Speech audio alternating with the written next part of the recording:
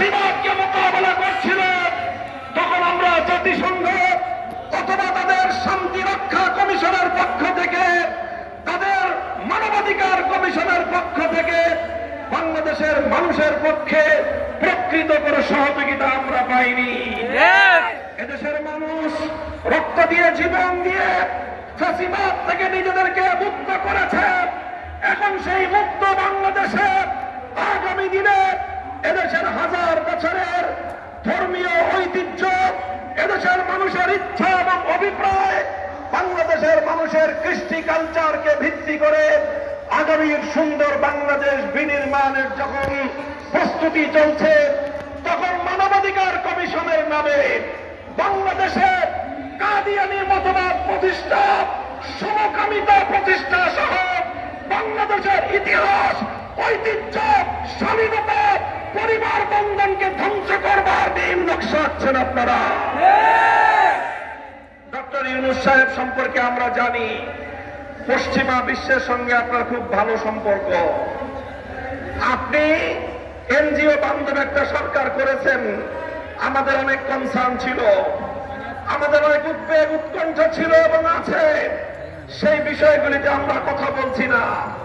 আপনি আপনার ক্যাবিনেটে কুখ্যাত শারমিন মুর্শেদদের মতো সমকামিতার প্রমোটকারীদেরকে আপনি স্থান দিয়েছেন। আমরা সেটাও বড় গলায় প্রতিবাদ জানাই নাই।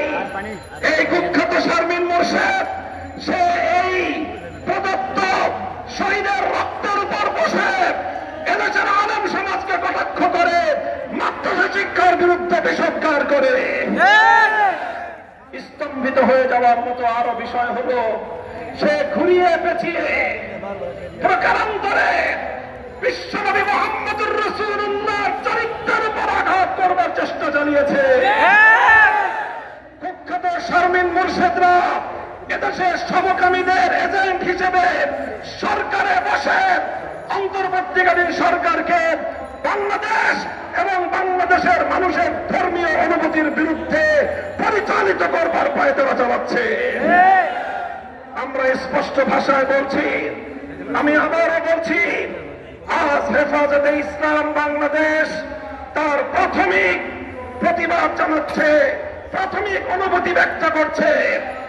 যদি আপনারা আপনাদের এই আত্মঘাতী সিদ্ধান্ত যদি প্রত্যাহার না করেন, এদেশের সকল রাজনৈতিক দল এবং সকল স্টেক হোল্ডার, সমাজের প্রতিনিধিত্বশীল প্রতিটি শ্রেণীর সাথে পর্যায়ক্রমে আলোচনা করে সকল এজেন্ডাগুলো জাতির সামনে উপস্থাপন করে নীতি নির্ধারণী সিদ্ধান্ত গ্রহণ করতে হবে।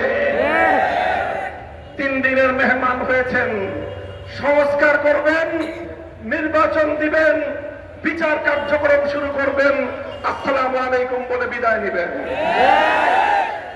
আপনাদেরকে এদেশের বছরের পর বছরের জন্য এইভাবে নীতি নির্ধারণী, জাতির ভাগ্য নির্ধারণী সিদ্ধান্ত গ্রহণ করবার অধিকার কে দিয়েছে? আপনারা আপনাদের ঘোষণা অনুযায়ী আছেন আর 6 মাস, 3 বছরের চুক্তি করেন। এদেশের আমাদের মানুষের কাঁধের উপর, জনগণের কাঁধের উপর কোন জগদ্দল পাথর চাপিয়ে দিয়ে যেতে চান? 1 বছর ভালোই কেটেছে, 6টা মাস আছেন, ভালোই ভালোই চলে যান। নির্বাচনের ব্যবস্থা করেন, জাতির কাঙ্ক্ষিত সংস্কার বাস্তবায়ন করেন, ফাঁসিবাদের বিচার ত্বরান্বিত করেন, খুনিদের জন্য ফাঁসি কাষ্ঠ নির্মাণ করার প্রস্তুতি নেন।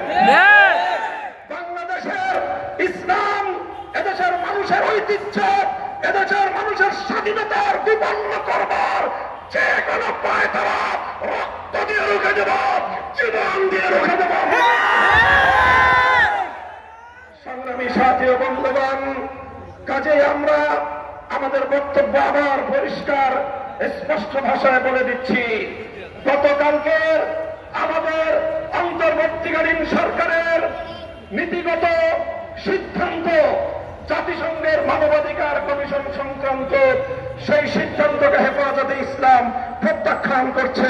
হেফাজতে ইসলাম এই সিদ্ধান্ত মানে না, এই সিদ্ধান্ত কার্যকর হতে দেবে না। জাতিসংঘের ইসলাম বিরোধী, মানবতা বিরোধী, পশ্চিমা সমাজ দর্শনের মানবাধিকার বাংলাদেশের মানুষ বিশ্বাস করে না।